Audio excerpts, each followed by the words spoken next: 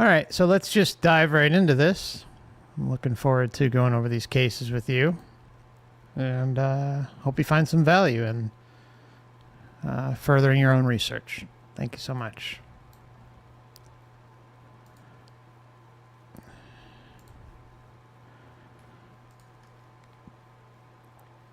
Just putting this up for timestamp purposes, won't be long. Okay, here we go. Now, just so you know, the video window size is going to change a little bit because there's multiple sources. So some of them may look a little different than others, but tried to crop it as best I could.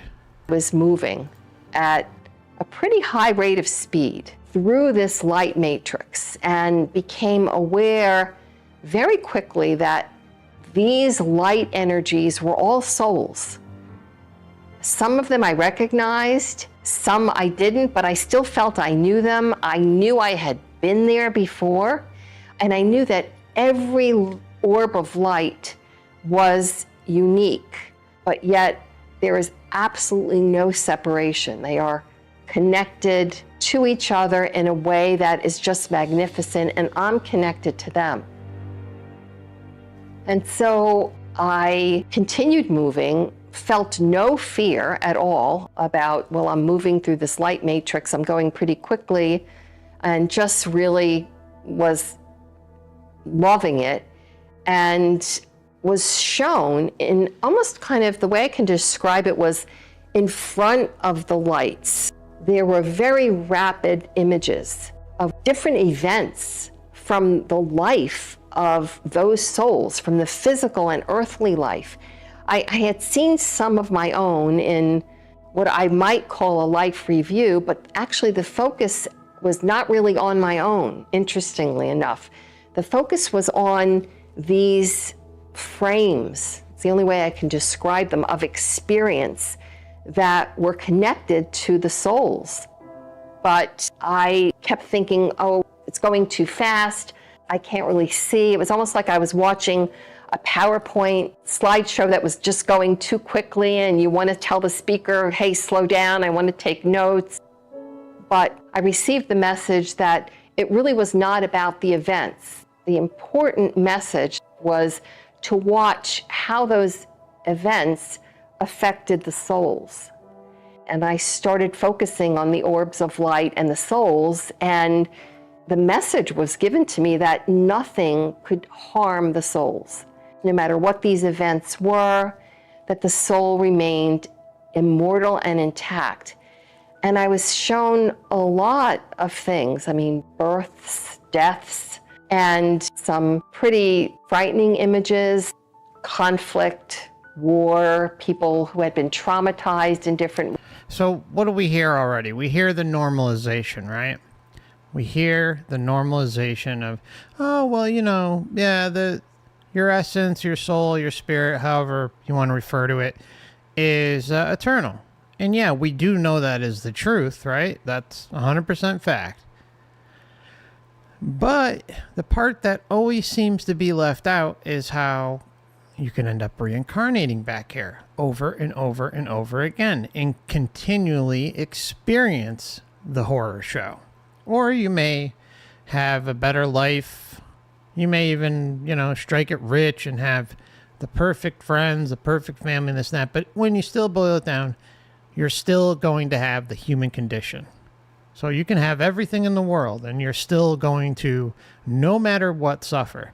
There's different degrees of suffering, but you're not going to get the cushy life script every time either, right? You're going to get it all. It's an all-you-can-eat buffet of fuckery, as we say all the time. So the normalization, the excuses, the coping mechanism involved with all this is just, it's incredible. Ways. And again, I focused on watching the light, and I was told repeatedly, you see, none of these things can affect the soul. This is who you are. And nothing that's happened to you in your own life can really affect this. except for one thing. I thought, well, what is that? What is that one thing? And then I was shown slower images of events from both my life and from the life of the other orbs in the matrix. And the commonality of these events were all events where people had shown love or tremendous compassion to people who were suffering. They had helped somebody, smiled at somebody in a grocery store, simple events, or helped somebody through a tremendous illness, or shown compassion. And when those events were shown to me, and they were very clear that they were events of love and compassion, the lights became intensely brighter. Their vibration became quicker. It's the only way I can describe it. It was kind of a vibration of energy and light that became so intensely bright. And the message that I received was, you see, this is who we are. You see, this is who we are. You're in this collective, in the group think. Now, perhaps she said it and I missed it. It's either I was kind of having an issue on the side here and wasn't 100% paying attention, but I know if it's not this case, might be the next one. But no. Now that I think about it, she was talking about how she was seeing different souls, different beings inside of her experience, and even seeing others' life reviews, right?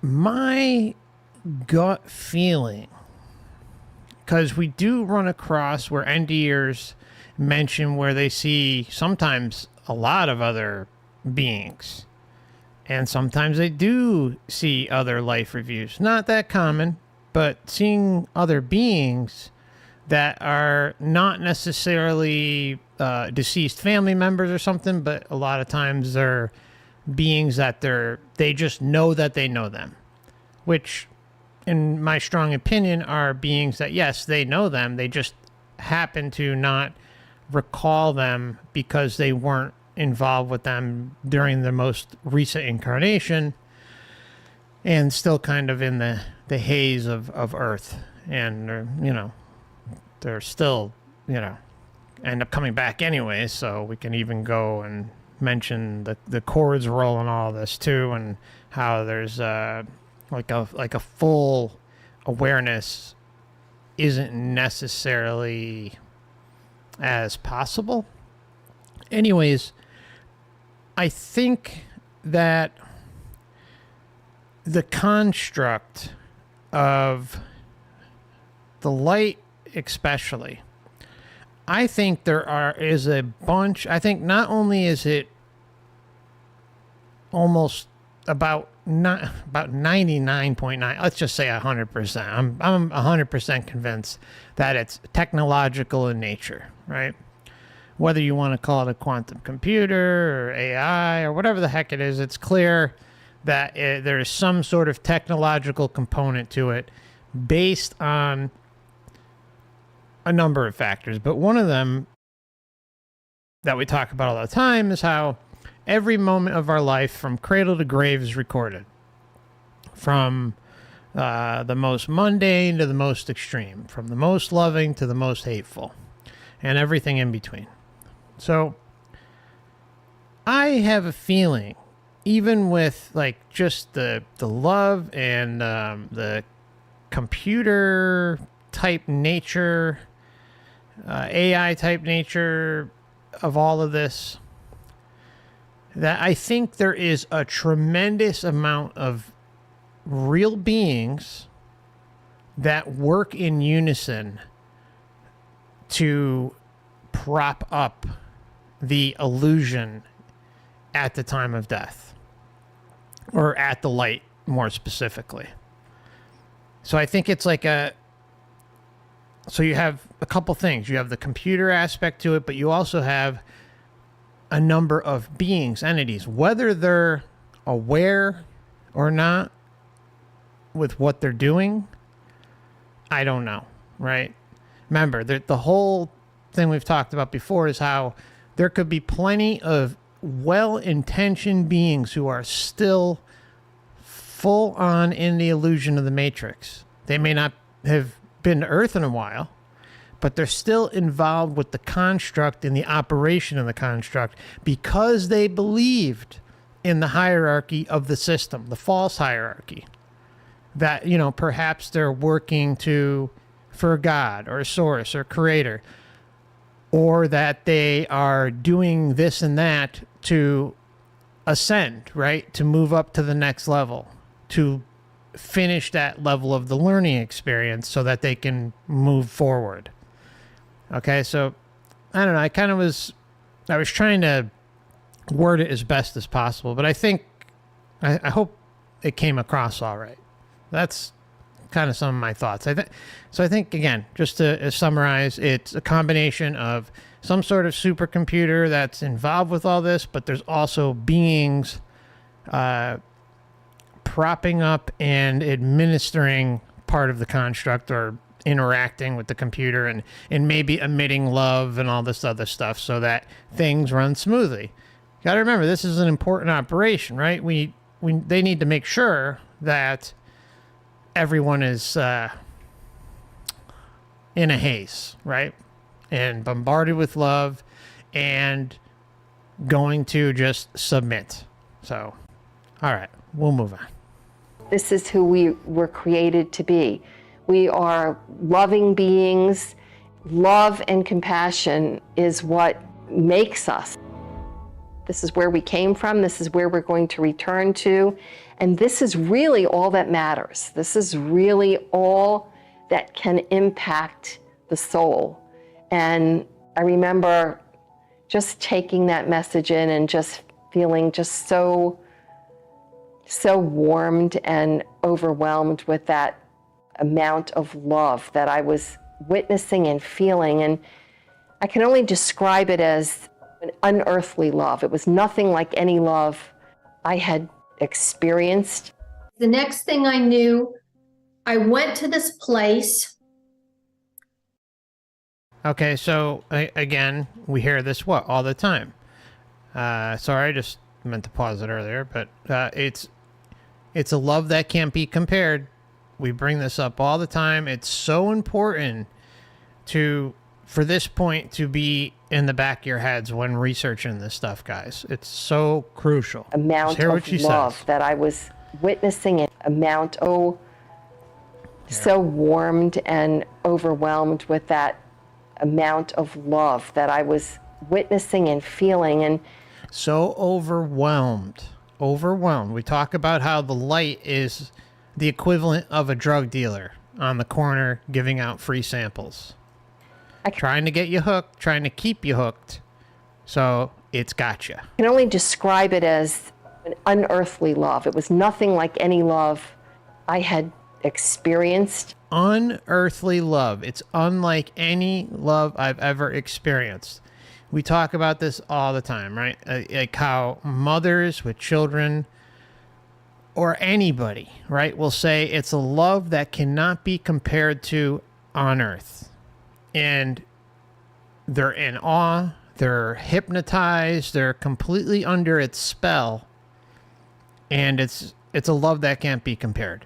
So again, for women, most women who have had a child and gave birth, most of them will say it's the most loving moment that they've ever experienced in life, like the pinnacle moment. And then, of course, you can have first love or falling into love and being all that. I mean, like, these are like pinnacle moments, you know, pick it, right?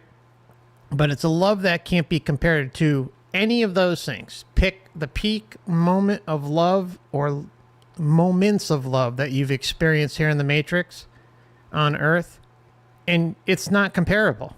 There's nothing to compare it to. So shouldn't that be a red flag for everybody? That should be a concern, because that is tremendous power. Love is power. Love is alluring. Love pulls you in.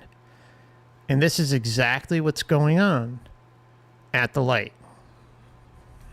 The next thing I knew, I went to this place and I had a life review.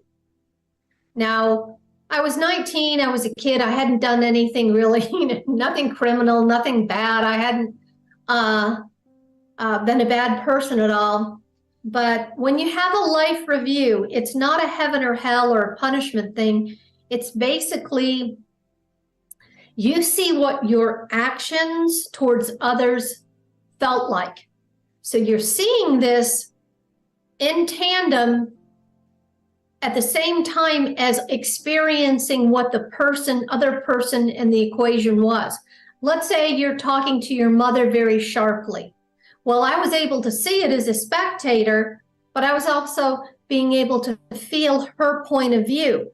So it's kind of hard to wrap your mind around that two things could happen at once, and for some reason it felt natural. So I went through in like a chronological order from being a baby or very, very young until that day on the horse. So it happened all at once, but it was in layers and stages, and there's nothing that I can translate that is gonna explain that to you. But it was pretty upsetting for me because I didn't realize sometimes when I'd been short with my mom or done this or that, how deeply it affects another person. Now, on the flip side, I saw some things that I did that were, there was a good deed, it was a good deed and well-intentioned, how big it was. See? It was a good deed, it was good, but I didn't realize how big it was, how well intended it was. We talk about this one all the time. It pops up constantly in the life review.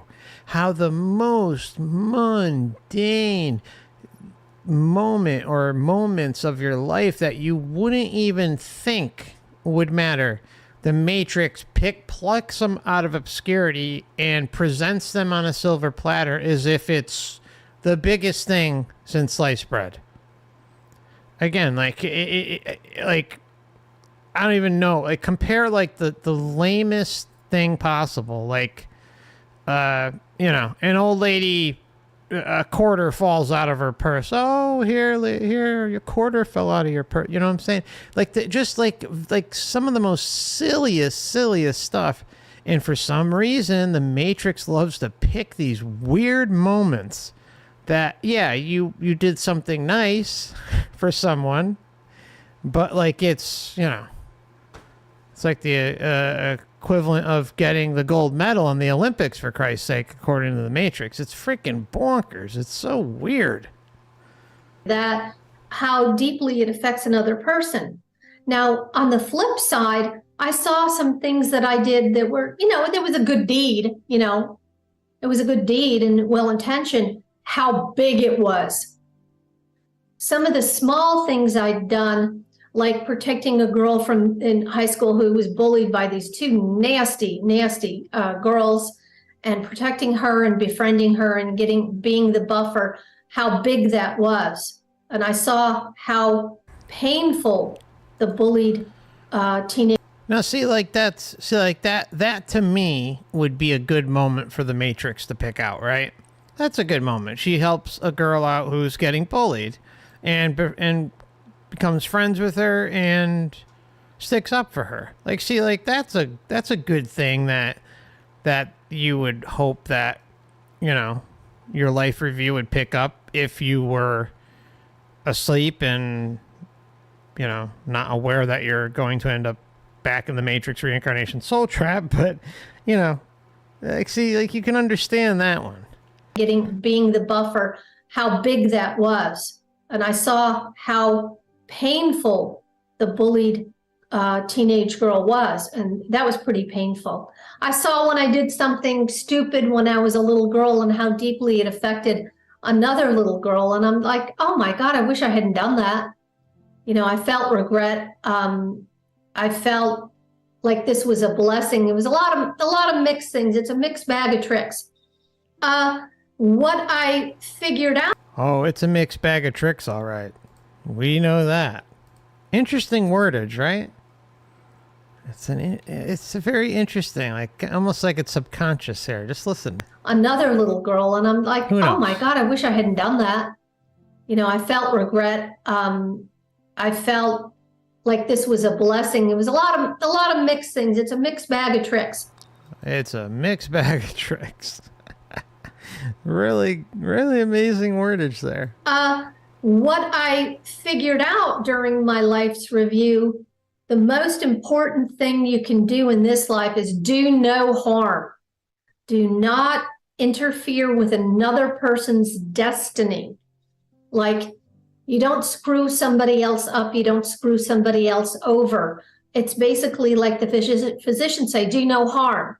Because when you interfere with somebody else's destiny and you truly hurt them or change their life for the negative, number one, you're going to feel it. And it's the big no-no. It's the big mistake that some people make. But it's not a heaven or hell. See, like, isn't that a different one, guys? Like, we know that there are life scripts, right? Everyone comes here with the life scripts. Yeah, you have free will. And the more aware you become of yourself and that life scripts are even a thing, then the less those scripts can impact you. I'm fully convinced of it based on my own life experience since becoming more and more in tune with this stuff and aware. Now, is it 100% avoidable? No, I don't think so. I think there's, like death, for instance. I think that's all pretty much predetermined, as is your birthday. And other things as well. But putting that aside, there are so many examples that I could think of where someone has been violated, imposed upon, all sorts of things, right? So interfering, like, that's a big no-no, but yet that's exactly how this whole thing is set up. You have a life script, I have a life script, your family, friends, everything you interact with has some sort of, or everybody you interact with has their own script, and sometimes you're meant to be in those each other, sometimes you're not. And sometimes good things can happen, sometimes bad, horrible things can happen. What determines how that interference, right? And then we can go a step further and say, like, oh, well, if, interfering is such a big deal, such a big problem, then how come the crackpot that designed this place, the realm, the conditions, and the human meat suit, the inherent flaws, the psychology, all of the tendency for evil, all this stuff, right? It could simply be changed if they wanted it to, but it hasn't changed. It's the same thing over and over and over again. Some have awareness of their moral and ethical compass. Some do not. But one person who isn't in tune with that can literally murder someone and it impact an entire family, not just the individual. An entire family, friends. I mean, there's endless examples we can talk about, right? Anyways, hopefully I said this came across all right.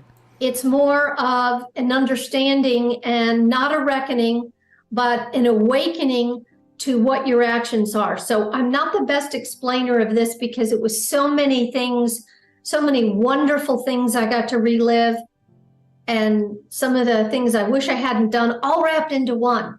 Like this big, big surprise that you get when you have your life review. It's hard to wrap your mind around. It's hard to explain, but I'm glad I had it. And it kind of set me on the right path, when I returned. I mean, I really don't want to screw up anybody. But what I experienced was that we feel everything that we experience, that we lived through.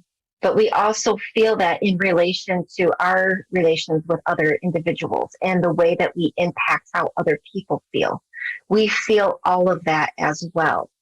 And so it is felt, but it's felt without this mental process that we might assign to it here in the physical.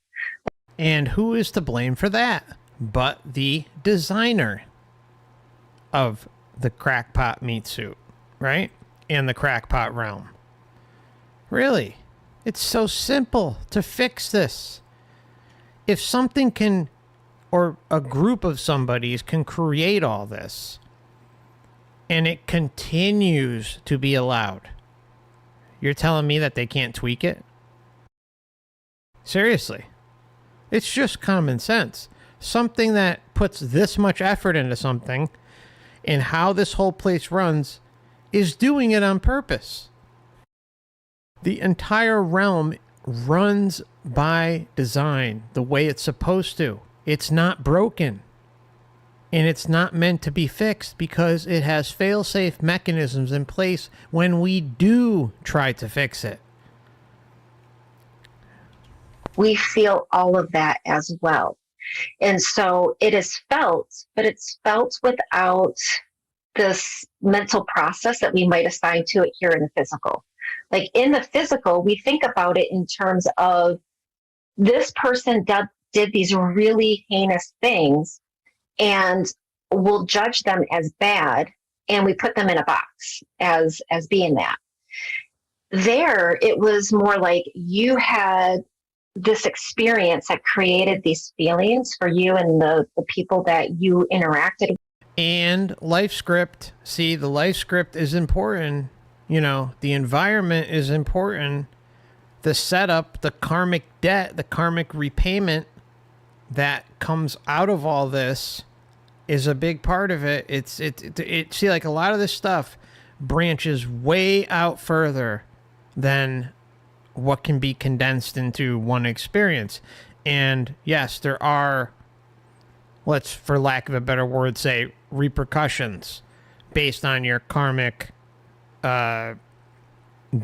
load that you've accrued over lifetime after lifetime.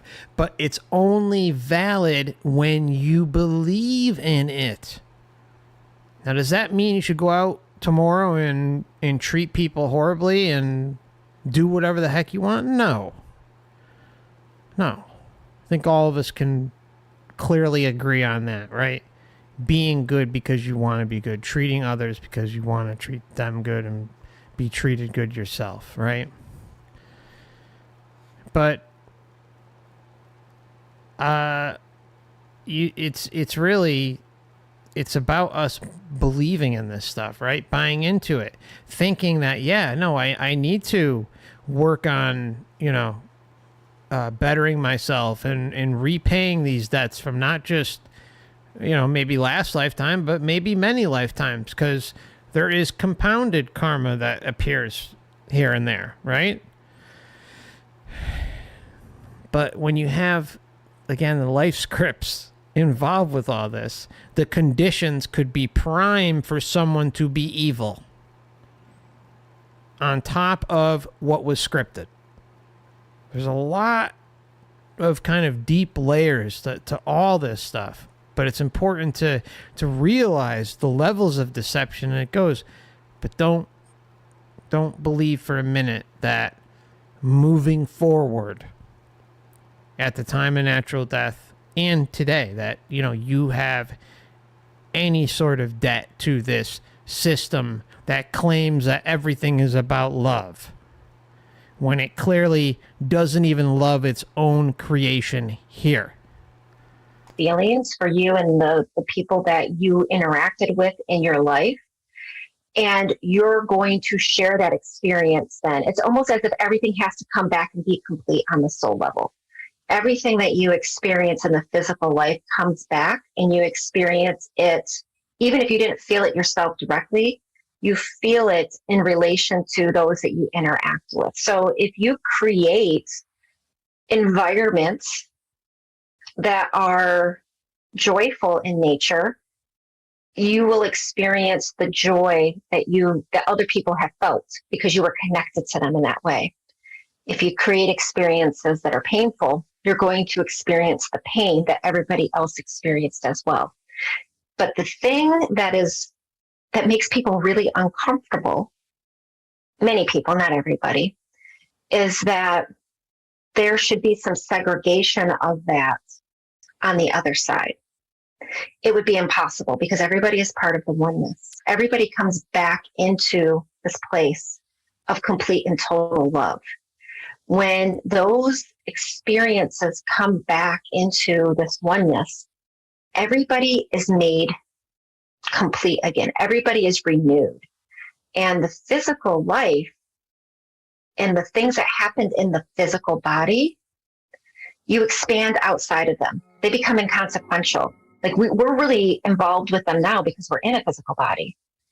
But as you expand into this oneness, what happens here is no longer within your awareness as you expand into more and more and more. One of the things that is often talked about with near-death experiencers is this idea of a life review. Now, I did not have what I've heard as a traditional life review. What I had was this idea of choosing to experience everybody's feelings, but it felt like, this is a hard thing. I've never really tried to articulate this before, so bear with me here. So this is me trying to come up with the vocabulary. It felt like I had the ability to choose to have that life review. And if I did have a full life review, then my outcome would have been different, meaning I may not have come back to the dental chair.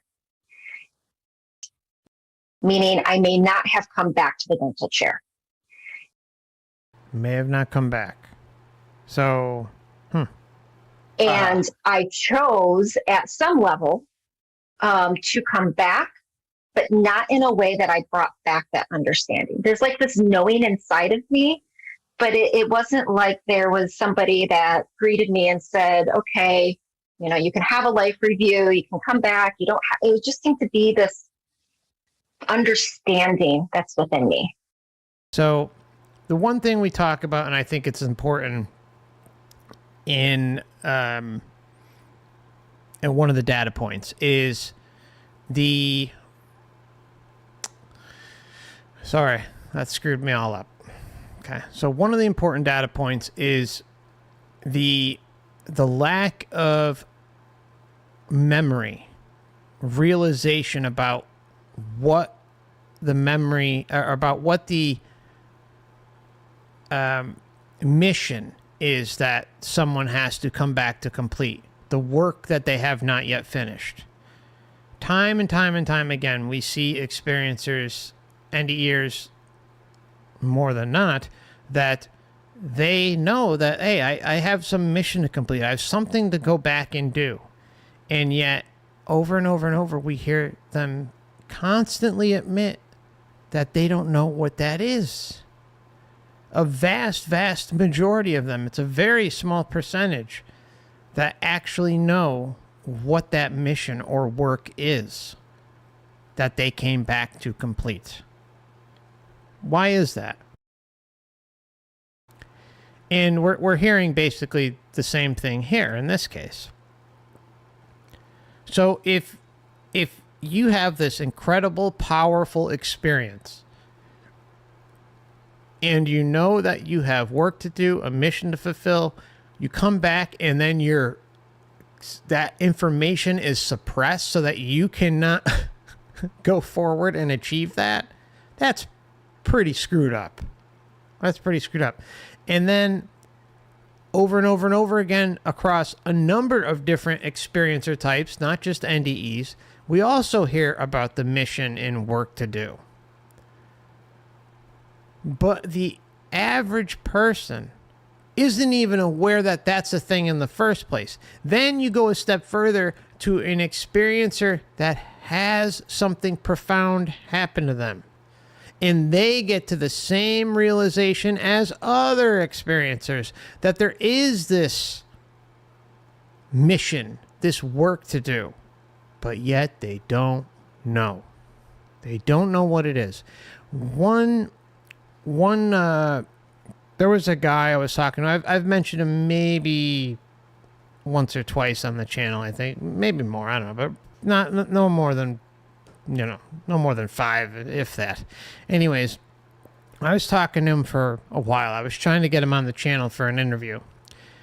He was really, really well off in life, right? And he admitted openly, like, he's like, look, I was a real asshole. I was a jerk. All I cared about was making money.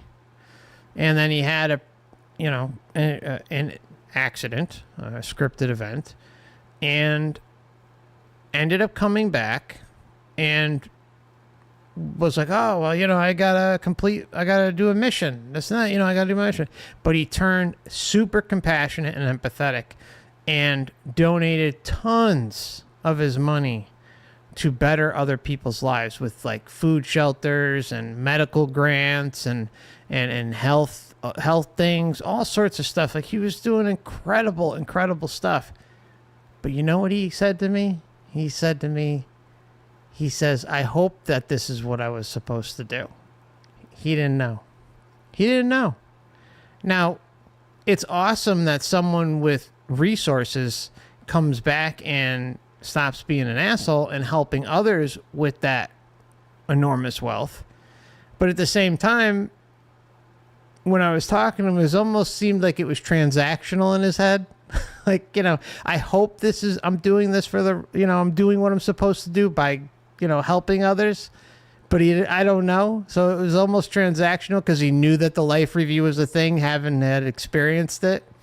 I mean, I don't know. It was an interesting one. I tried so hard to get him on for a talk, guys, but he didn't want to do it. But that was always something that stuck out in my head. Man, all that. They don't know their missions. They don't know what their work is to do. Have a life review. You can come back. It just seemed to be this understanding that's within me. I regained consciousness after death. Okay, I want to give a big thank you to AA for the very kind super chat. She says, great show, FC. Thank you so much. You're always so kind. I really appreciate you. Thank you so much. I look around, I regained consciousness after death. I look around, notice my surroundings, and I see my dead body. I realize that I did die, yet I'm still alive. And I was super glad. Once I realized where I was and what had happened, I appeared into this room that was revolving, the life review room.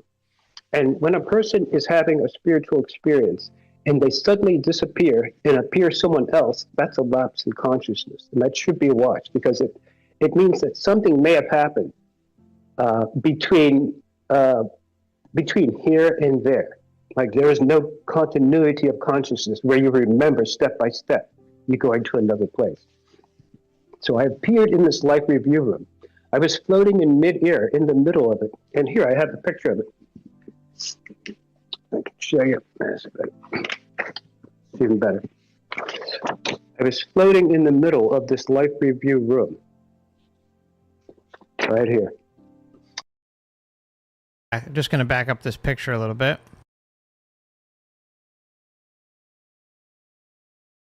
It's interesting because we've heard others mention this type of experience before where like they're in the middle and getting like a revolving or like it's like a 360 degree view of their life from cradle to grave. And so I like this picture. I think it's a great representation about a number how a number of experiencers have described it before. Really cool. Let's let it zoom in a little bit for you. Right here. Remember, you could pause it and go back too. And it's also back here, but floating in the middle of this life review room, there were 3 screens in front of me. It was like a round tire. Or if you can remember at the amusement parks, those rides that we used to get on, we'd stand up and hold onto the bars and it would spin round and round. Then the bottom would drop out and we'd be stuck to the side. It was like that, but bigger. So I was floating in this life review room. The 3 screens were already running. One showed me everything I had ever done, the other one showed me everything I had ever said, and the other one showed me everything I had ever thought, even in secret by myself. Then I was asked by a voice 3 questions. What have you done for others? What have you done to improve yourself?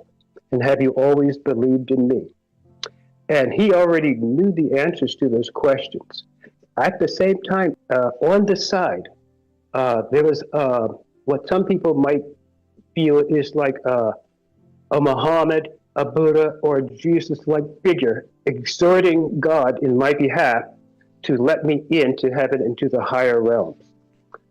I was in this other place. Okay, so got to back that up a little bit, sorry, because it's really important. Here, just hear what he says. There was what some people might feel is like a Muhammad, a Buddha, or a Jesus-like figure exhorting God in my behalf. Exerting God, it's a figure more powerful than him that's working on his behalf to get him entrance into the next level. This is literally like defending your life. I have a picture of the main character in the thumbnail on the right. Here, I'll pop it up. And if you haven't seen the movie, it's a must-see. Defending your life. It's a Mel Brooks film, or Albert Brooks film, I'm sorry. And highly recommend it. It's all about the life review. It's incredible. And so yeah, check that out if you haven't. And so there is something, again, working on his behalf to keep him stuck in the illusion, to think that there's some authority figure that actually has any sort of pull over him, but he's already stuck in the illusion. He's already believing and buying into it. So he's easy, right? He just like all the other experiencer cases, they're also easy to continue this operation with because they believe in it, or they're just going along with the show. I think a big part of our problem and why we've continually been in this mess is because of not just belief, but like curiosity, right? Think about day-to-day human existence, right? We become so cut off from our true essence, so filtered. I talk about the governor. Dan calls it the reducing valve, right? Dan at Overwatch channel. And I'll talk about him when we get back from the break as well, have an update.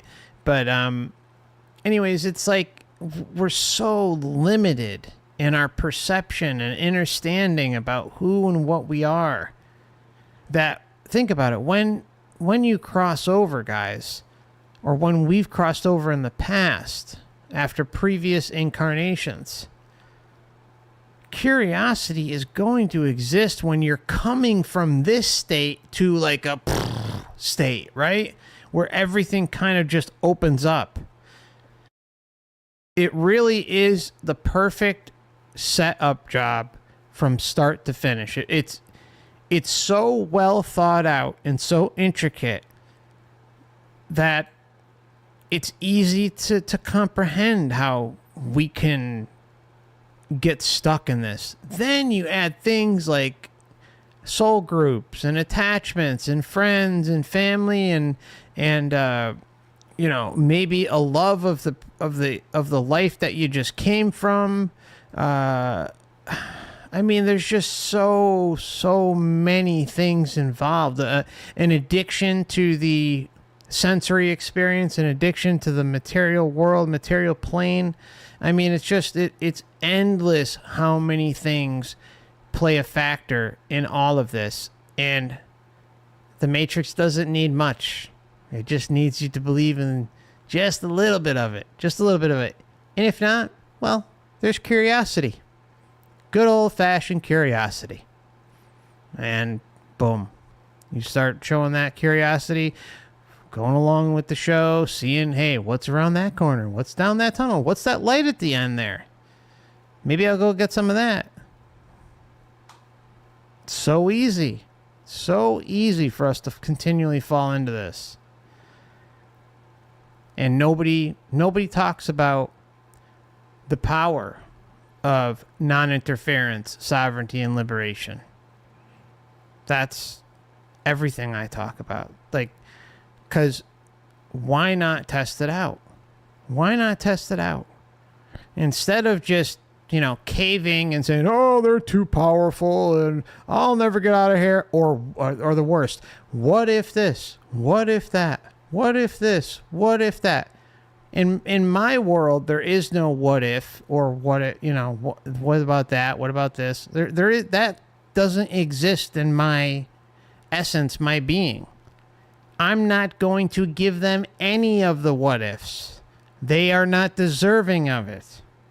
When you go outside the body and realize that, yes, you truly do run the show, that's all the power to understand where we stand in all of this. We are all creator beings. We are all eternal and capable of a lot. We've just been hoodwinked. We've been taken advantage of. We've continually fallen for all sorts of things. You know, that doesn't excuse away the Matrix, but we just need to reconnect with our true essence, our true self, and direct the show ourselves. Stop allowing anything related to this place to dictate who and what you are in your essence and your plans at the time of natural death. Period. It's non-negotiable. Once you open up negotiations with the what if this or the what if that, then, you know, in my opinion, you're just bringing upon liabilities on yourself and your essence. Is it really worth risking more reincarnating and more falling into this whole thing for the what ifs? No, like, that's why I talk about on my channel so often, like yeah, you go do your own research, you know, watch my channel, right? But at the same time, the most important step I think everybody needs to get to is that strong inner knowing about who and what they are and the path of non-interference, sovereignty, liberation, and creating of your own realm completely outside of the system, which is impenetrable, and just seeing what happens. I don't pretend to have all the answers. I will never pretend to have all the answers, but there's a common theme that seems to present itself over and over and over again, and that's the stomping on our sovereignty. How belief-based systems are customized and used against us in the afterlife. What if all it takes is just us realizing who and what we are and standing up for ourselves 100%, not 99%, not 70%, not 80%, 100%. And I think getting to that strong inner knowing is what it's all about. That's what it's all about. And if you're not there yet, just work on it. Take some time, you know, and take breaks in between consuming this type of content too. It's, you know, but, and also working on getting outside the body, That's another way to help further your inner knowing. Some feel they need to do that, some don't. But at some point, if you feel the what ifs are in there, then it's something you truly need to work on to prove to yourself the control that you do have. Because you can prove it 100%. You'll realize that all this place has is illusions and that you truly do run the show. You can, at will, change scenery. Have entities completely disappear at the snap of instant thought, instant creation, instant intention. And that's the beauty of all this, is that there are ways to prove a lot of this. There may be some details we get wrong, and I'm sure there are. But overall, like, the most powerful part of the information that I share is, bar none, the most important. And it should offer self-empowerment, not depression, not anxiety. It should empower you. Once the dust settles and the anger and all that stuff about what's really going on here is done, like, this should be the most self-empowered you've ever felt in your life.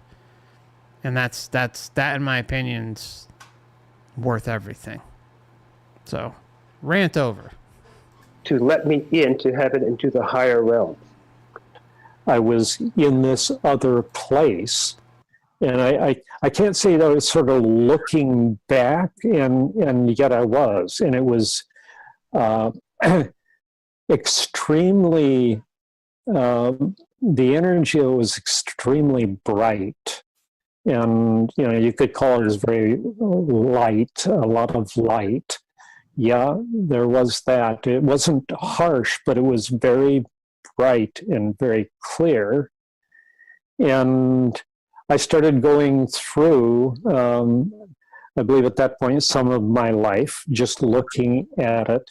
And the things that I was aware of, number one, there was absolutely no element whatsoever of judgment.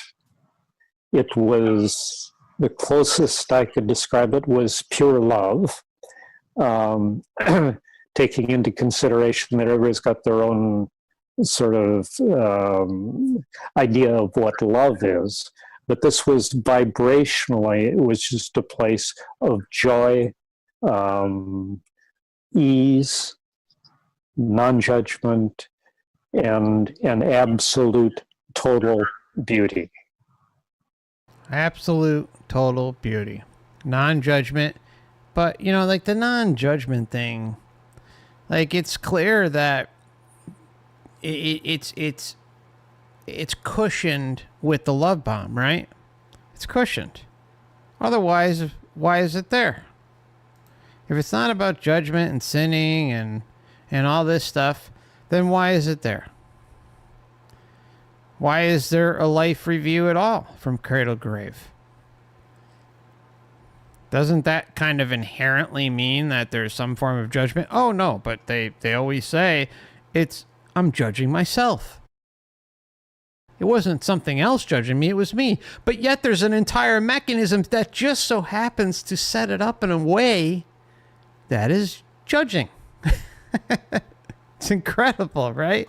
I mean, it's all the obvious clues are there, but they're so watered down, or at least common sense is watered down because so many repeat it. The Matrix marketing department works overtime with experiencers, and when these types of things are shared either online in a podcast or an interview or in books or in research, the same things appear over and over and over and over and over again because they are mechanical in nature.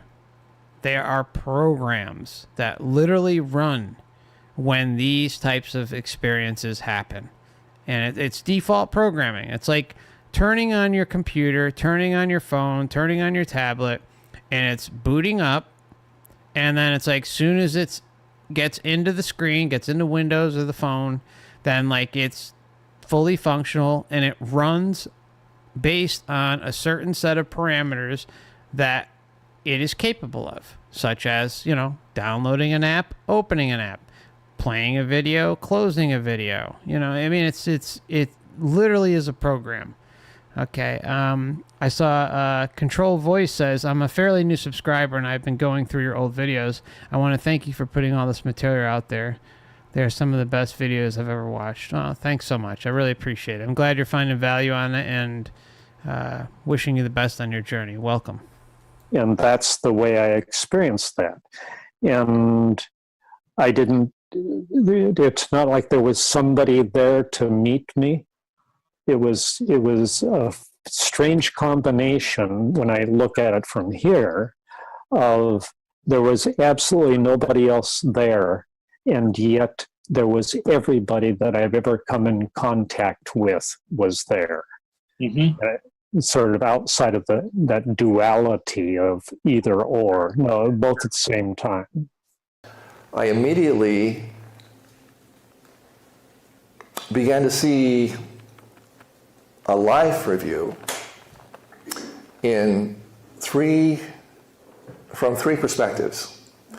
The first was the way I had experienced my life through my own eyes.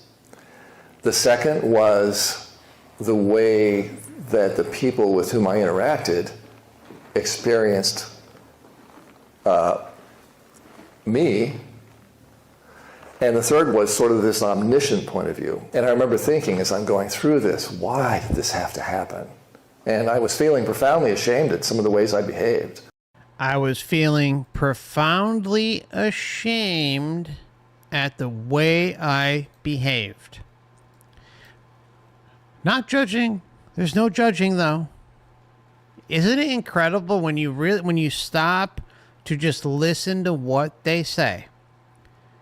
We hear over and over and over again the truth, but it's altered. It's altered by all the love and the light and the source and the creator and there's no judgment and this and that. But here we have yet another example of open admissions, right? And, he has his version of how he's explaining it. Others have their own, but they're all saying the same thing. They're all saying the same thing over and over again. The only thing they seem to preface consistently, though, is that, it's not judging.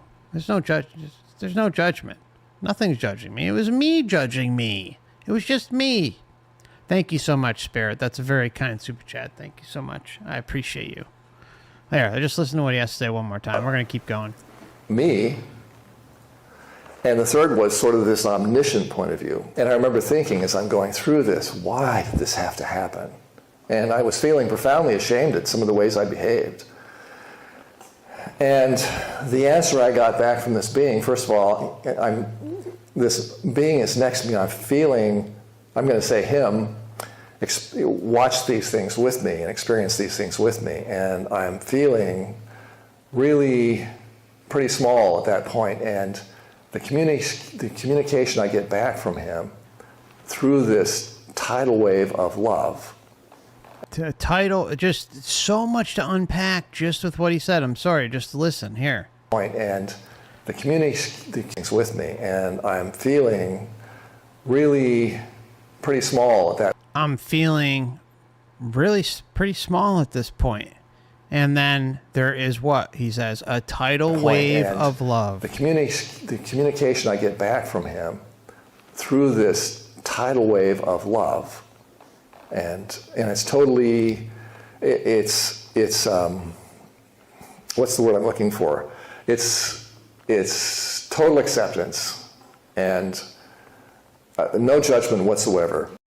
No judgment whatsoever. Yes, a tidal wave of love, the love bomb. I mean, this is literally what cults do. Look up how cults work. They love bomb people when they first get into them, and then the abuse starts to prop up and be executed across the cult. But when a new member comes in, They always go with the love bomb. They always make a lot of sense. They always put a lot of information that like someone will connect with on a deep level, and then everything falls off the cliff after that. So it's interesting, right? That the light has literally the same exact qualities as a cult does on Earth. Seriously, sit on that for a little bit and think about it's a very profound thing to come to realize, because there's no difference. There's literally no difference. So what if the cult mentality is what's happening in the astral? If it's happening during the life reviews in an effort to convince us. And it's the most, and it's a love, again, like we were talking about earlier, it's a love that cannot be compared to on Earth. So not only does it have all the cult qualities, but it's like a special kind of love cult quality, love bomb cult quality. It's just, it's so in your face when you start to see it, but it's also peppered by statements like, yeah, but there was no judgment. Even though he said openly that he felt starting to feel really small, right? Or whatever he said, really down or low. And the communication that comes through is everything happened the way it was supposed to, and it's okay. So I thought, wow. And so all of these other questions about what had happened in my life, or other questions that I'd had in my life that I'd never been able to answer, all these questions, all of a sudden, popping off like 1,000 flashbulbs. Question. And as soon as I'd asked them, they were answered entirely and satisfactorily. And the way that I felt when I got those answers were, oh yeah, that, all of that makes perfect sense now. Oh yeah, I remember all this. I remember all that.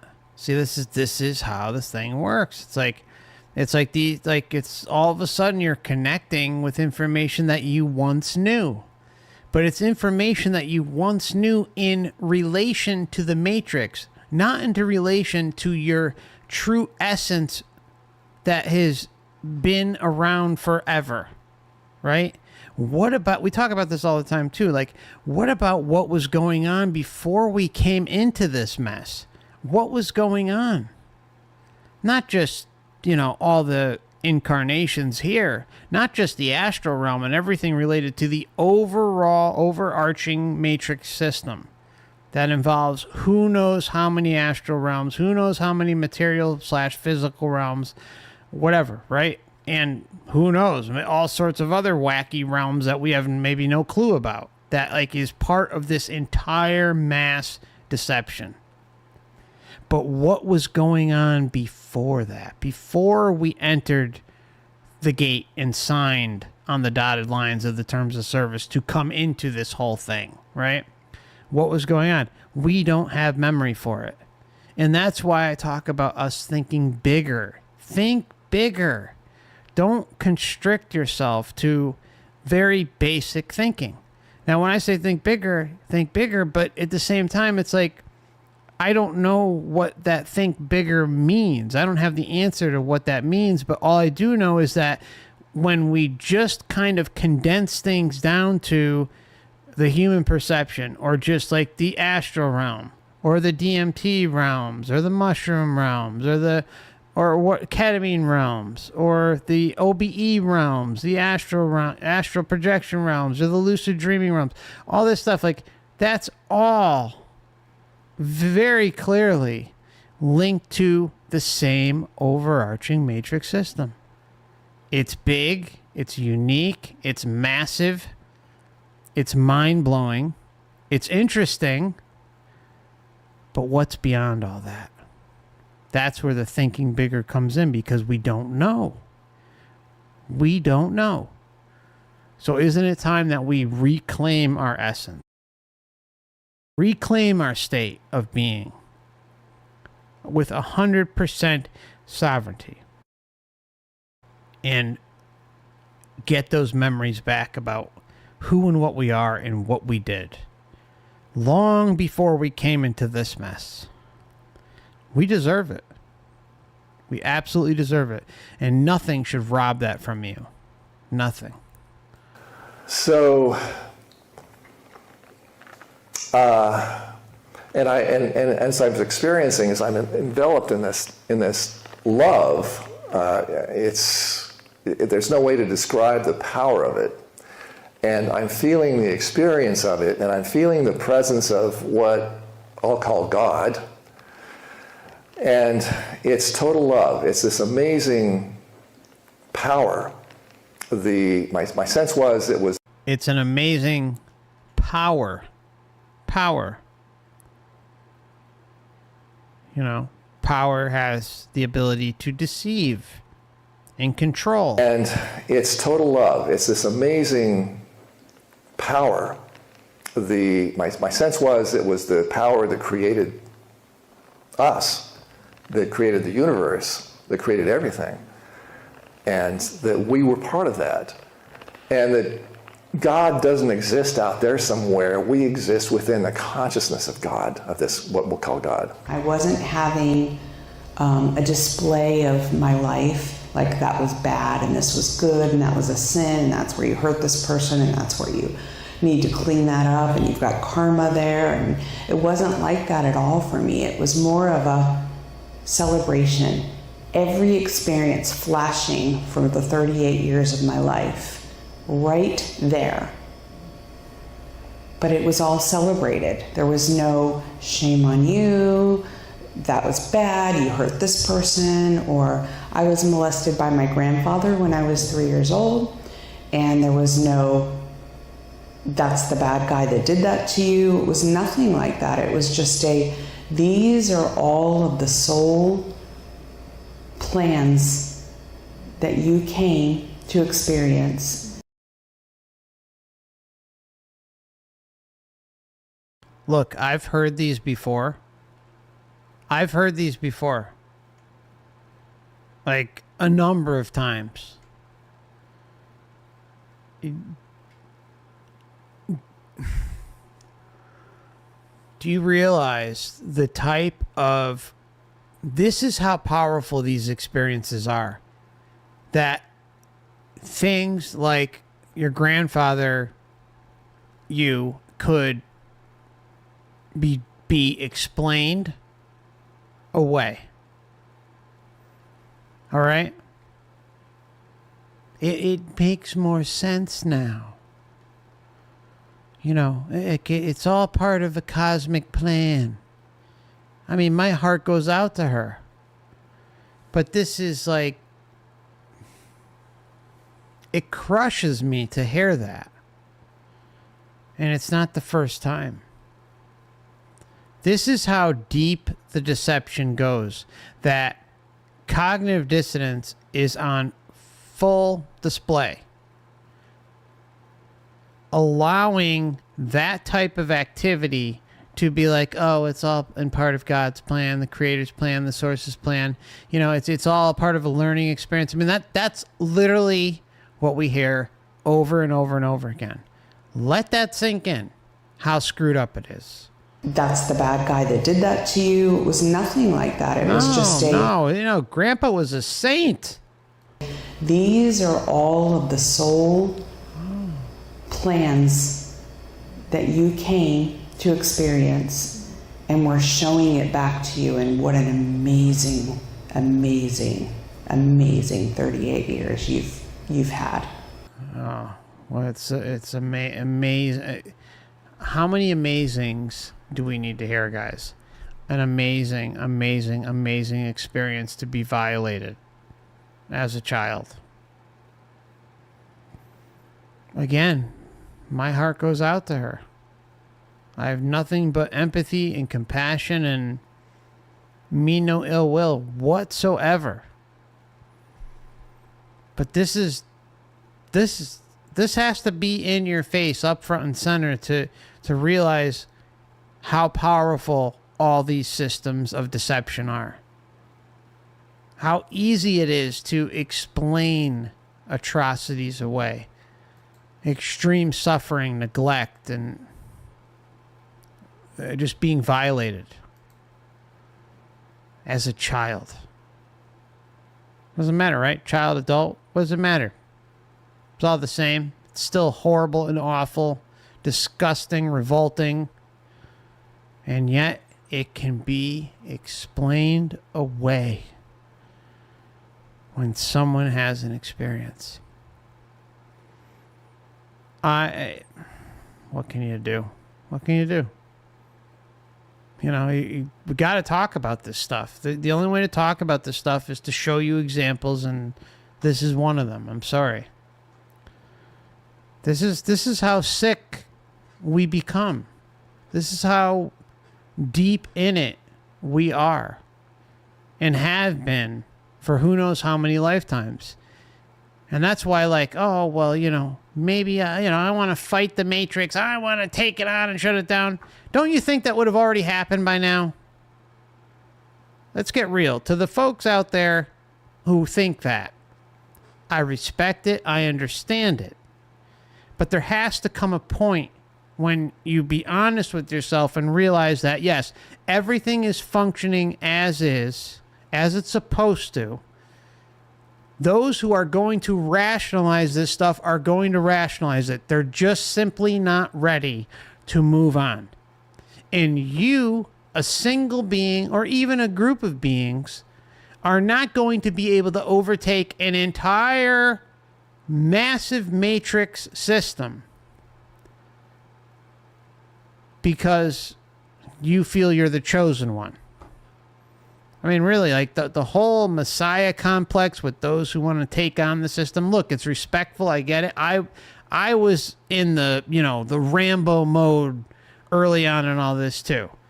But everything that I discuss on this channel should just be nothing like the biggest red flag for you to like not do something like that. Because all of the things that happen show how the Matrix will customize it to you. The Matrix will most definitely customize you as the hero that took down the Earth Loosh factory. And it'll keep you spinning your wheels, keep you going. And then you know what? It'll probably convince you that, oh, you need to go back down to Earth to continue. Like some of the Buddhists think. And some other denominations that will go unsaid. There's even, I was speaking, I'm not going to name any names, but someone close to the channel that I speak with regularly. He's been a longtime member and good friend. He told me about someone who I'm sure a number of you may be aware of already, but he's a practitioner of a certain substance and is aware of the soul trap. But he thinks that because the plant told him that, yes, it verified that, yes, yes, the trap is real, but that the plant consciousness is actually outside the Matrix, and it's telling him that he's going to have to come back to fight against this system. This was an individual I was actually going to have on the channel because he was doing some incredible stuff. But then I heard that and I was like, holy shit. There was another person who I interviewed on the channel and he lost his mind and he came to the same conclusion using, a certain substance every day. And like, oh, but it's, it's spiritual. It's super spiritual. And like, and it is part of the God and the source and the creator. And like, it's above all the whole Matrix thing. Meanwhile, all he's doing is like submitting to it. It was crazy.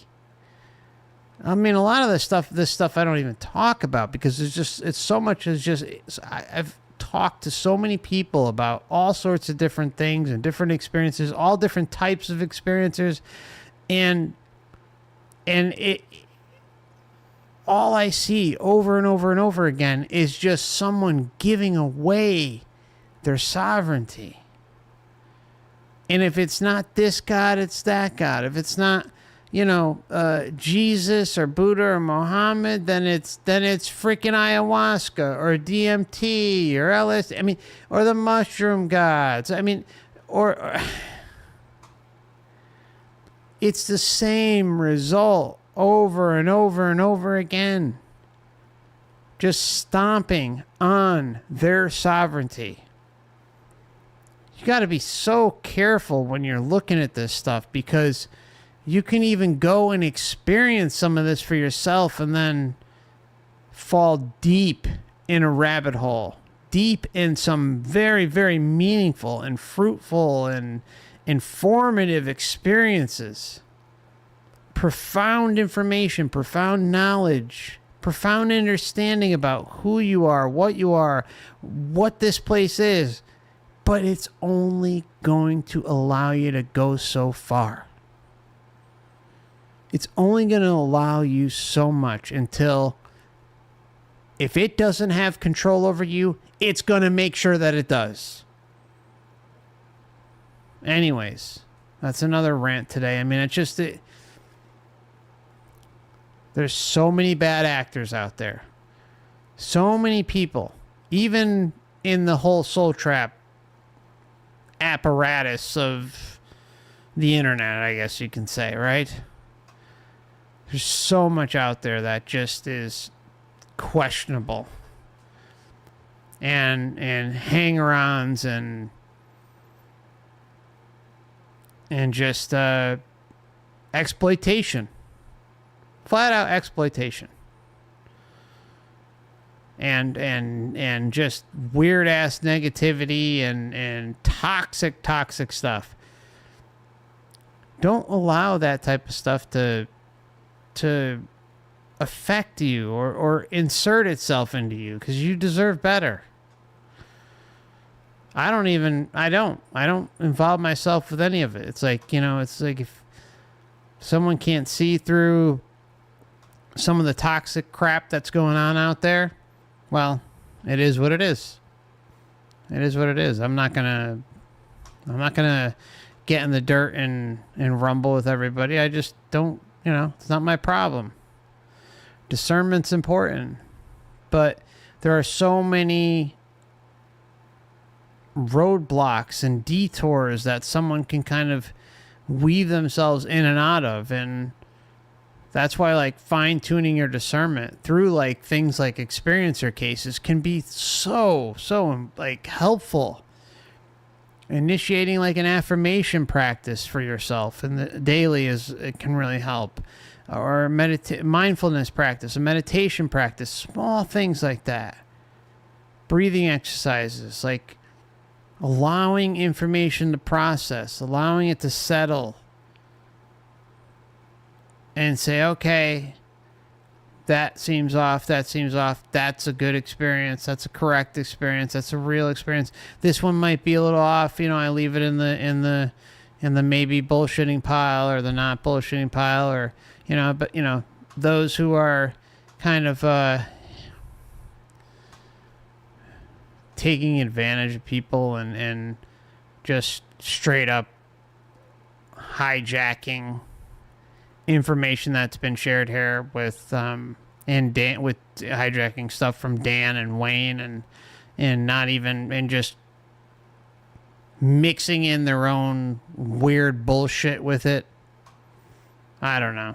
I'm sorry, I'm kind of ranting a little bit, but I've been seeing more and more weird stuff, and it all seems based around getting you to either be more scared or to provide solutions that are not sovereign in nature. Again, I don't pretend to have all the answers, but there's only one road, in my opinion, and that's the non-interference, sovereignty, liberation, creating your own realm, and seeing what the hell happens. I think anything that kind of falls outside of that can be damaging. I'm just going to say it flat out. Just going to say it. There's a lot more I can say, but I'll shut my mouth. A lot more. Alien channelers and all that shit hopping on board with all this. Get the fuck out of here. There's so much BS coming at the topic of the soul trap. So much of it. Just be careful. That's all I'm saying.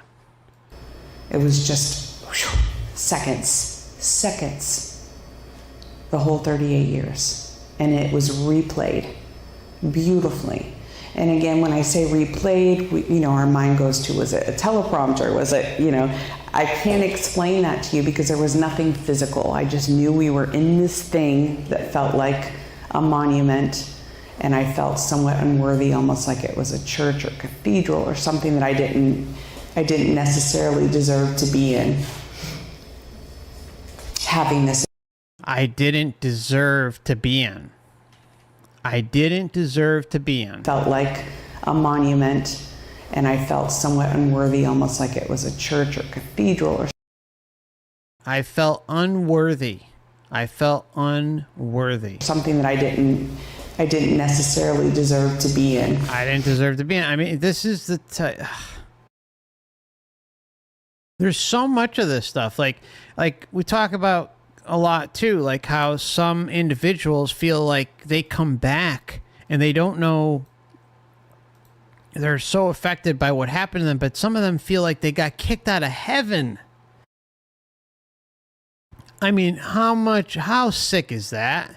How sick is that where someone comes back and they feel like that God, Jesus, source creator, whoever, Buddha, Muhammad, Elron, Blubber, all this stuff, like these beings, these deities, these controllers, these parasites, kick them out of quote unquote heaven.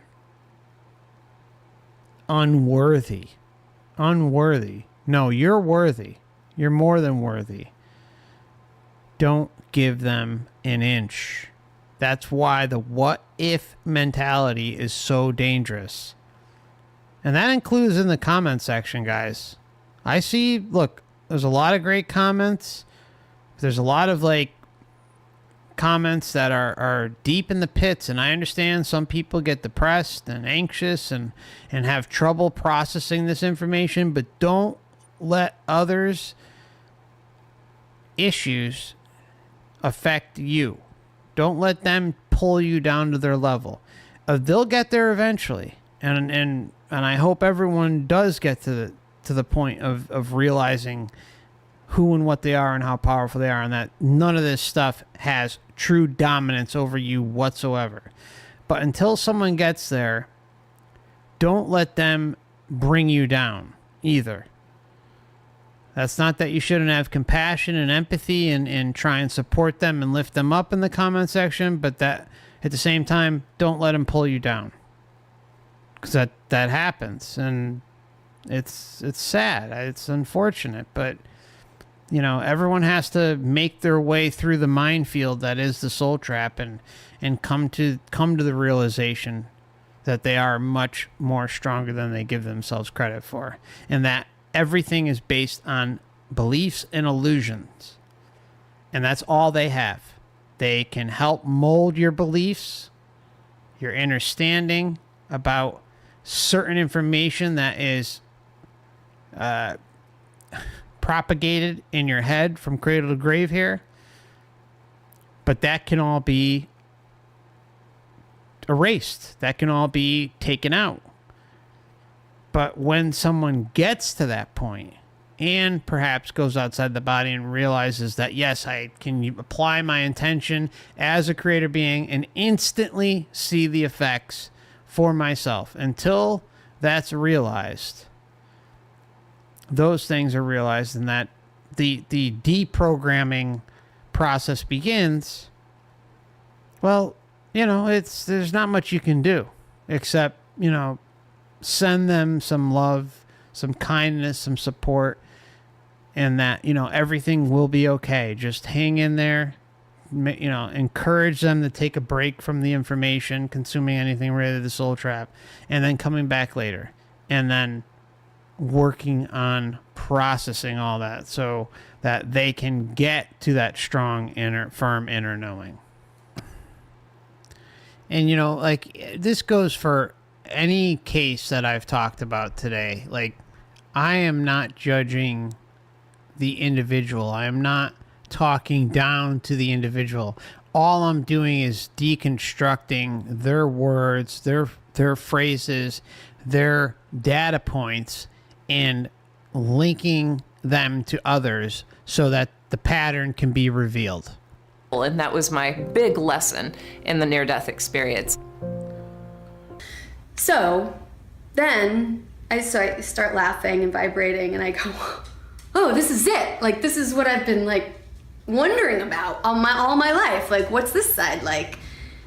But I thought I had so much more time.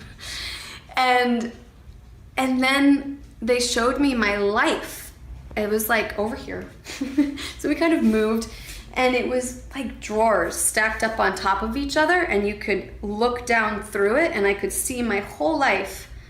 It was almost like different parts of my life were in different drawers, but my life was really small.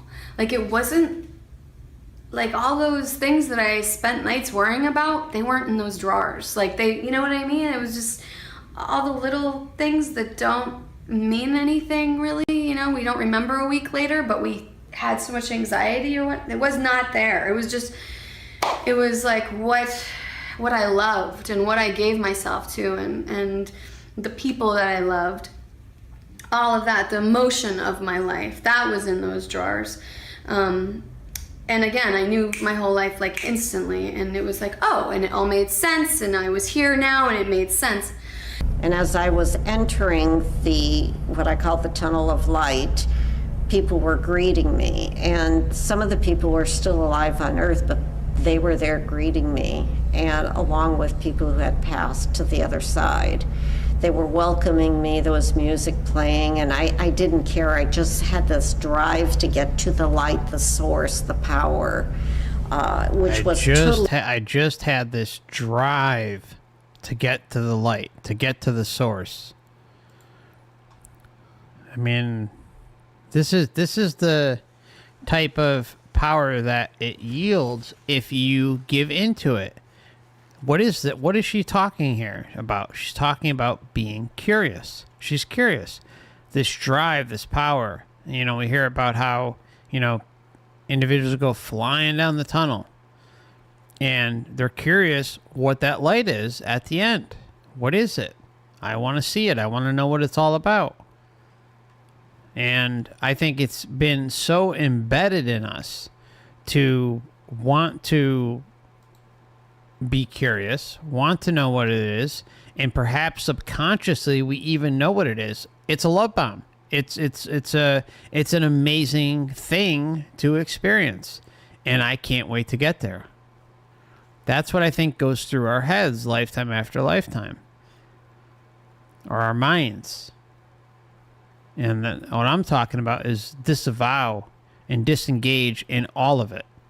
We're still alive on Earth, but they were there greeting me, and along with people who had passed to the other side. They were welcoming me, there was music playing, and I didn't care. I just had this drive to get to the light, the source, the power, which was totally blinding light, yet I could look at it. It was almost an oxymoron. And I got to the light, and I said, why was my life so difficult? And good question. The essence, the light, God, whatever you want to call it, the source, said, don't you remember you chose this?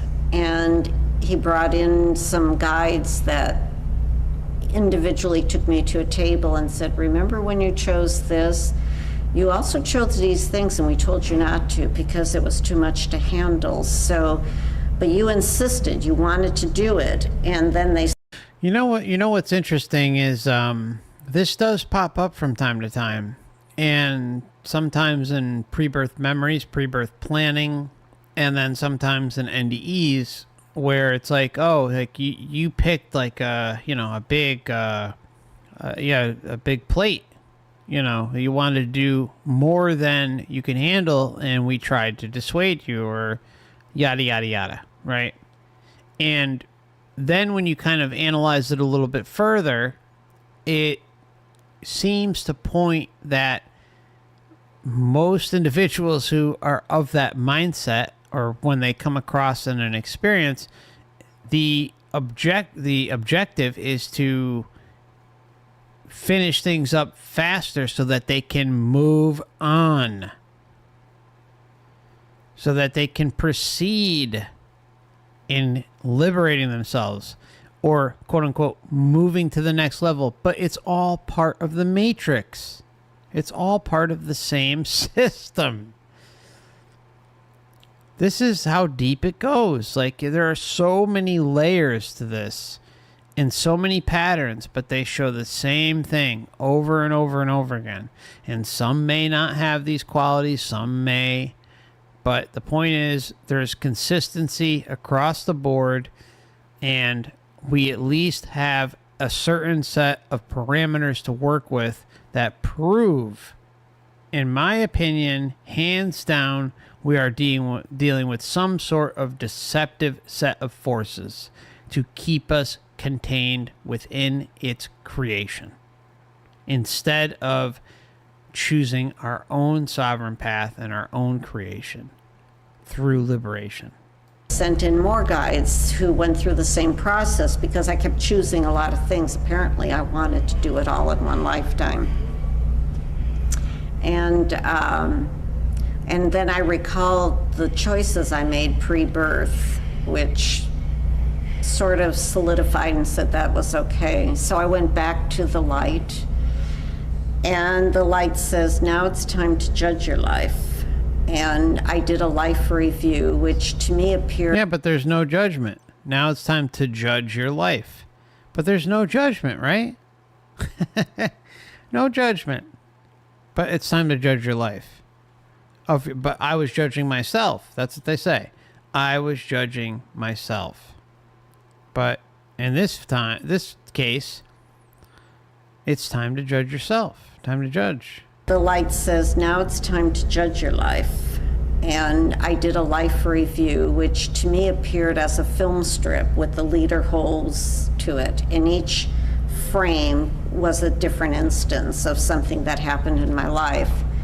And I came to one that I was very regretful over. And a boy used to torment me, and I finally reacted one day and I hurt him. And I regretted that. And I told the light that that's what I regretted. And the light told me, well, you know, you've achieved what you went there to do, and you may stay here in the light. But we have another thing we want to offer you. And they opened what I call... See, this is bait and switch. Oh, yeah, you can stay here. But there's always the but. And as she says, door number 2. But we have another thing we want to offer you. And they opened what I call door number 2. And they opened it a crack and they said, or you can go back and achieve what's behind door number 2. And I questioned him, the source, and I said, would that mean the doctor's going to remain a doctor? He won't quit his profession?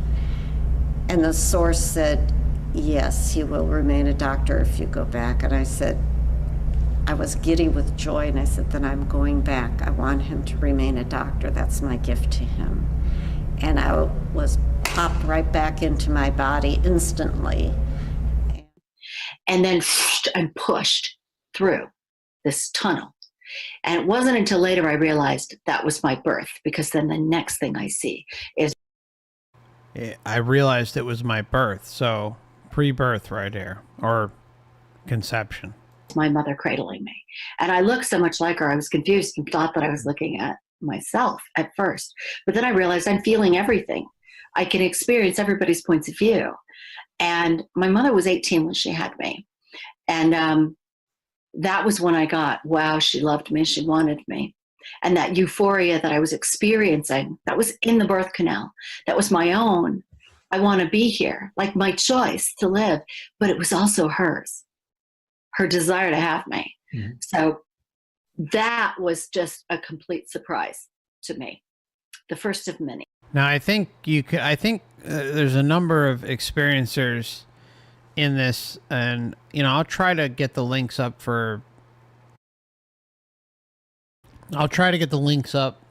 sometime in the next week and leave them in the comment section. But I've done commentary on about at least 3 or 4 experiencers we've gone over already. But this whole video is specific to the life review. A complete surprise to me, the first of many. And so then I went through my life beginning to end, every moment of my life. Parts of it were just rushed through, not important, but parts of it were slowed down so that I could experience. And the point of it was experience how everybody else around me experienced. So out of that, it's like exoneration and patience and love and forgiveness from my father, from my mother. And then also getting how my actions impacted others. That was the big one, right? I mean, at the time, I really, truly hated my husband. It was abusive, but suddenly I'm seeing through his point of view. So she truly hated her husband, clearly dealt with trauma, or if you get to that point, if I had to kind of go out there on a limb and say that, but yet all of a sudden there's someone being rationalized for that mindset, regardless of what happened. See how easy it is to fall right into this and rationalize others' actions that violated you, whether it's through mind, body, spirit, physically, emotionally, doesn't matter. She's married to the guy, all right? Wow, he just got what I got. He got a set of circumstances. He got a set of parents. He got his DNA, and then he got all of his experience that led up to. Yeah, it's called a life script. And this is like the weird part of all of this, guys, right? Like, I feel when I bring this up that a lot, or not a lot, but a number out there they don't get it. Like, you don't excuse these things away when you're experiencing them, right? But you also can understand how a life script that's predestined or based on karma, or perhaps that it's karmic retribution for the one that you're offending, to kind of go through that. It's screwed up and there's no excuse for it. But that is part of how this diabolical, twisted, messed up, whacked out system that we find ourselves in. All right? Now, I'm not going to say this about her specifically or anyone specifically, but perhaps, just perhaps,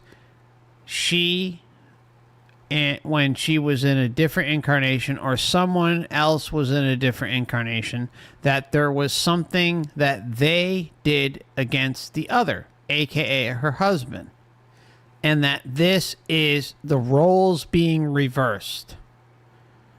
You get what I'm saying?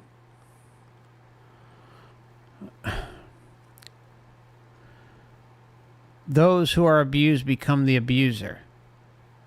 But except think of it on a reversed or vice versa when it comes to like a more on a grander scale, when it is looked at through the lens of a life script.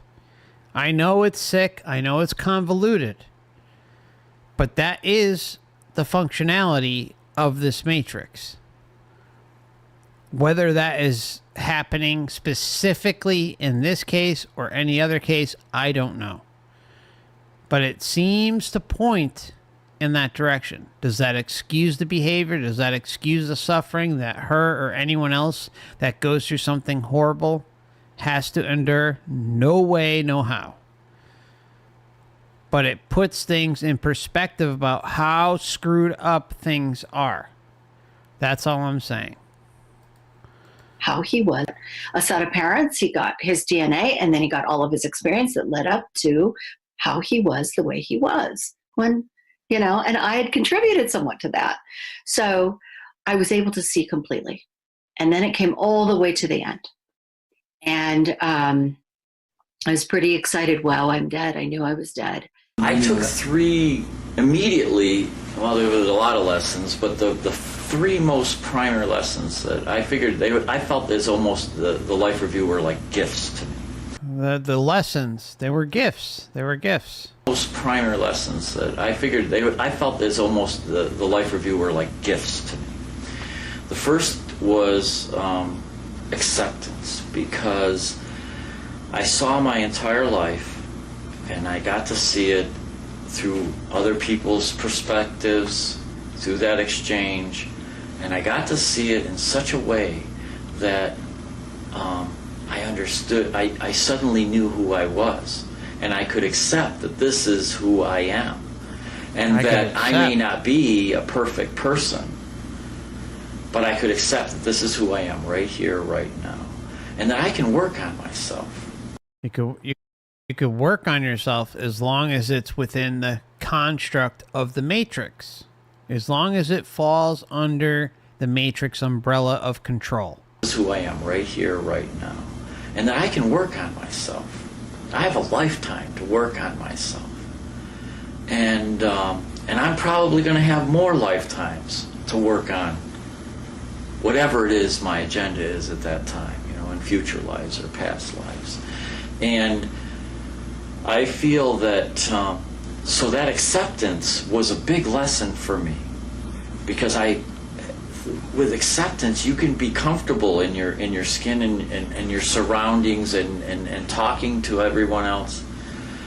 And with that life review and those interactions, I saw acceptance of other people as well.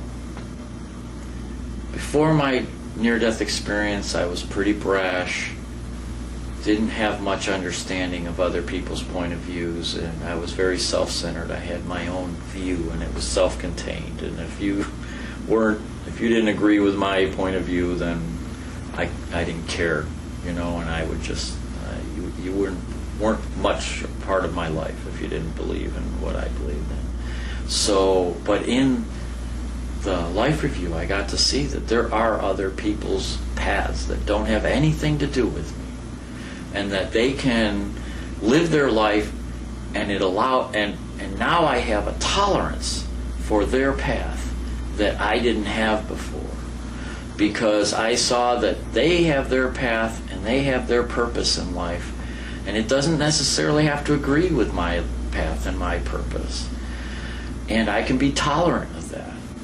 And that was a big lesson for me as well. I suddenly could accept who I was, and I could be tolerant of others. And we're going to exchange paths, we're going to cross paths, we're going to interact, and many times I may not agree with their personal views or their what they're doing in life or what they want to achieve in life, but that's all right. In fact, I think that a lot of life's interactions, I think all of our life's experiences need to be enjoyed, the good and the bad, because we're going to meet some people that are going to push our buttons and maybe push us to the brink of anger or something like that. And that's a good time to look at what caused that, what brought that up within me. So perhaps life script, or perhaps entity interference, another life script impeding upon your life script, or your life script impeding on another's. I mean, the faulty programming and overall construct of the meat suit and its inherent flaws. So many possibilities they're endless as to why someone may do something or act a certain way, whether they're on autopilot or not. And most are on autopilot. that link to their life script, and those things can trickle off in either a small way or a big way onto you, or you can trickle onto them and you not even know it. But the more you become aware that everything comes with a basic script, everyone here comes with a basic script and is playing out those roles, the better you will be. The more aware you will become. And that's a good time to look at what caused that, what brought that up within me. So they could be a teacher to me, you know. And I've had some really good teachers that have pushed a lot of those buttons, you know, and so I've learned from that. And so I'm a lot more tolerant. I also saw that we can all experience something together. You and I could have an experience, a shared experience. But the truth of that experience to me is going to be different than the truth of that experience to you. And you're going to know the truth of that experience through your heart. Because when you hear your truth, your heart sings about it, you know. And that's the way I gauge my truth, is through my heart. When my heart sings, I know it's my truth. When the Matrix sings, I know it's my truth. Again, no offense to him. When confirmation is given through the realms of the Matrix and the life script, that's when I know it's true. That's when I know it's authentic. Going with feeling instead of going within and tapping in, like, into your essence, and facing truth head on, facing profound realizations, whether they're positive or negative or destructive to your worldview, shouldn't matter. What should be important is the truth. And the data patterns show the truth. What they're telling us, not him specifically, but what the data patterns are showing us is truth.